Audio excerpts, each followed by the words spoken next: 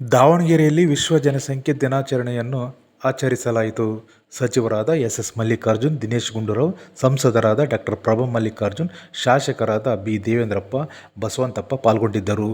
ಸಚಿವರಾದ ಎಸ್. ಮಲ್ಲಿಕಾರ್ಜುನ್ ಜನಸಂಖ್ಯೆ ನಿಯಂತ್ರಿಸಲು ಕರೆ ನೀಡಿದರು.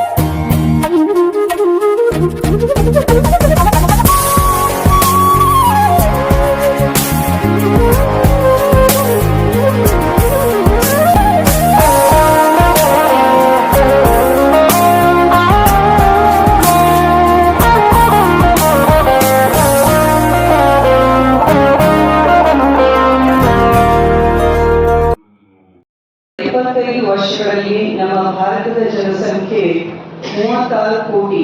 1951 ನಲ್ಲಿ 36 ಕೋಟಿ ಇದ್ದದ್ದು 2024ಕ್ಕೆ 140 ಕೋಟಿಗೆ ಇದೆ. ಸರ್ಕಾರದಿಂದ ಅನೇಕ ಕಾರ್ಯಕ್ರಮಗಳು, ಪಾಲಿಸೀಸ್ ಕೂಡ ಅನುಷ್ಠಾನಕ್ಕೆ ತಂದಿದ್ದೀವಿ.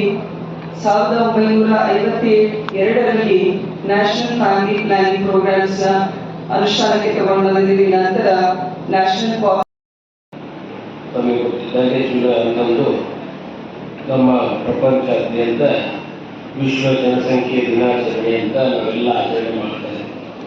ಸಾಕಷ್ಟು ಜನ ಈ ಒಂದು ವಿಶ್ವ ಜನಸಂಖ್ಯೆ ಅರಿವು ಮೂಡಿಸುವ ಕಾರ್ಯಕ್ರಮವನ್ನು ನಾವು ನೀವೆಲ್ಲ ನಿಮಗೆ ಹೆಚ್ಚಿನ ರೀತಿಯಿಂದ ಇದು ಮಾಡಬೇಕಾಗಿದೆ. ಆ ನಿಟ್ಟಿನಲ್ಲಿ ನಾವು ನೀವೆಲ್ಲ ಸೇರಿ ಹೆಚ್ಚು ಅರಿವನ್ನು ಮೂಡಿಸಬೇಕು ಅಂತ ನನಗೆ ಸಹ ಬಹಳ ಒಂದು ಒಳ್ಳೆಯ ಕಾರ್ಯಕ್ರಮವನ್ನು ನಮ್ಮ ದಾವಣಗೆರೆ ನಗರದಲ್ಲಿ ಹಾಕೊಂಡಿದ್ದಾರೆ.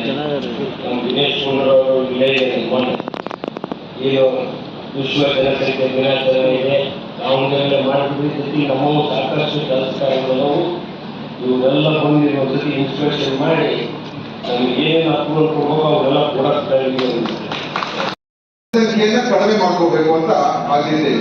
ಯಾಕಂದ್ರೆ ನಮ್ಮ ದೇಶದ ಜನಸಂಖ್ಯೆ ಬಹಳ ವೇಗವಾಗಿ ಬೆಳೀತಾ ಇದೆ.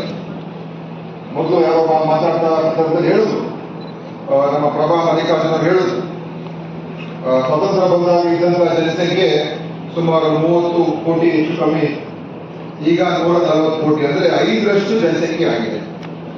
ಆದ್ರೆ ವೇಗವಾಗಿ ಅವಾಗ ಜನಸಂಖ್ಯೆ ಬೆಳೀತಾ ಇದೆ. ಅದರಲ್ಲಿ ಬದುಕಿನ ಬಣ್ಣವೇ ಬದಲಾದರೆ ಅದು ಪ್ರೇಮವೇ, ಬಡವನ ಕಣ್ಣರು ಬೆಳಕಾದರೆ ಅದು ಪ್ರೇಮವೇ.